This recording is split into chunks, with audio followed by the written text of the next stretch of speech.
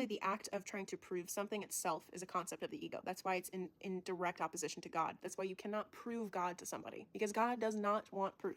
You need faith and belief to see God, to know God, to have access to his wisdom. But speaking on truth and speaking on God is important, but it's not to prove God to people. It's to be the signage so that they read what you're writing or hear what you're saying, and they decide with their own free will for themselves to turn to God and to say, I'm curious enough or interested enough or open-minded or open-hearted enough that I want to know what this person is talking about, and I want to see it for myself. That's why it's important to evangelize. That's why it's important to say the name Jesus Christ to people, because there is power in his name, because even them hearing his name might crack open their mind, their heart, just a tiny bit, enough for God to stick his foot in there and to say, hey, I'm here. I'm going to now reveal myself to you, because at least you're thinking about me. At least you're somewhat exposed to me. At least you're contemplating it in your mind. Talk about the Lord fearlessly, because you will crack open the hearts and the mind of his children, and he so badly wants to know his children and to have his children know him. Believer or non-believer, whatever it is, I want you to have an open heart, whether you are the one evangelizing or speaking of God, or you're the one hearing it and repelled by it and annoyed by it or insulted by it. I understand why. To have